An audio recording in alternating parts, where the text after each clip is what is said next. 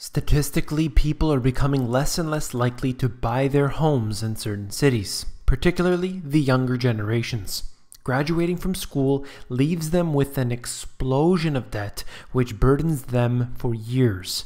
Even those who have been working for a very long time have found themselves as renters.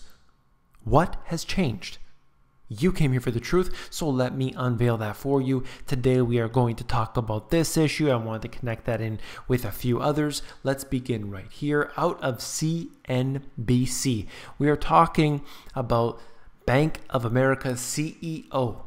So our goal is, should you move the down payment requirement from 20% to 10%? That wouldn't introduce much risk. So think about that for a moment here. When you have a very low, as far as I'm concerned, 20% down payment on a mortgage for these homes being a standard, and they were talking about getting tougher and tighter on regulations after the housing crash. Yet there is more and more risk being applied to the system. And here is the Bank of America CEO thinking, if we slash this requirement in half down to 10%, that would all of a sudden allow more business, more corporate profits. And then you'll see that by simply getting into alternative mortgage lenders, you can get the requirements down even further. But this is Bank of America they're talking about. It goes on, but I'd like to move on to the next article connected in with that, and that is out of davidbach.com, the latte factor calculator. So throughout that previous article and others that I had looked up, this came up. And essentially the latte factor is taking a general expense that you do a weekly or daily and then adding that up over a period of time to see what that would have cost you. And this right here happens to be a $4 latte or coffee that you have daily, and I figure that's either one expensive coffee or two $2 coffees. However it's done, doesn't matter. Just a small purchase being made day after day after day, and how that really adds up over the long term. And this is compounding not just for the youth that are currently going through this, but individuals out there who are forced to be renters at this time. There are many individuals, which I'll discuss with you in a moment, how they have decided to be a renter. They really appreciate it, but it's individuals who don't want to rent, but quite frankly, they don't have the down payment to do that. And then you have these rules trying to get that down payment to be brought down, but you don't want to have a mortgage for 40 years to be able to pay this thing off. Anyway, this is just to show you basically how our expenses, our small expenses that we incur on a daily basis, are often the ones that burden us over a longer period of time. Just something I wanted you to think of. Americans are paying $38 to collect $1 of student debt. This is what we have with big government. It just grows and grows and grows. The bureaucracy is massive.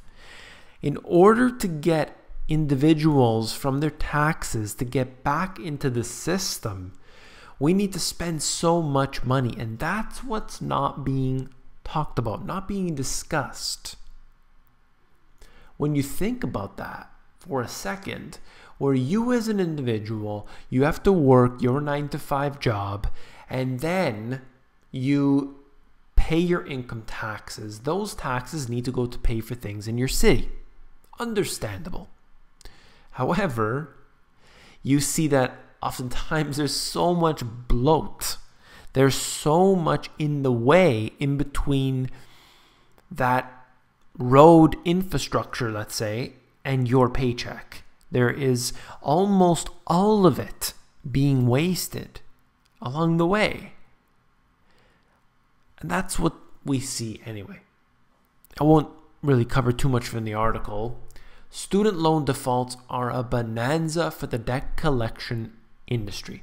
The federal government has in recent years paid debt collectors close to $1 billion annually to help the distressed borrowers climb out of default and scrounge up regular monthly payments. New government figures suggest much of that money may have been wasted. Of course, this happens all the time in any category. Look, $1 billion annually is being spent on this. And you think about the way that it is, all of that waste. This is just one simple example of that. And then we look at this. The total public debt, and they made a very good point here. Does this look remotely sustainable? If so, what are you high on? And surely we noted an increase in previous decades. It was going up. There's a trend increasing, but the rate at which it has been increasing is just astronomical, and it's just continuing to be an exponential rise at this time. Debt in every single category is rising. All right. China has a lot of copycat things, but you may have seen me cover this before. China has a copycat of Manhattan, if you can believe it. So this is Tianjin, and that is a city modeled after Manhattan, where the entire city was built. However, it was a ghost city. Built, entire infrastructure of a city being built with nobody to live in it. That, to me, is an example of the biggest part of the biggest public works projects in history. Now, I don't agree with the policy that you would build an empty city, but I do agree with that, if I had to pick, with that over the quantitative easing type measures. That's just the way I look at it.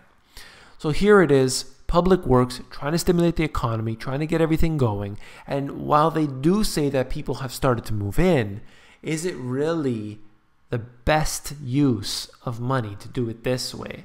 I mean, to have empty cities sitting there for quite a while, I'm not really sure about that. Now, this article here, out of the New York Times, is talking about how individuals are happy to be renting. Indeed, rentals make up more than 2/3 of the housing stock in New York City.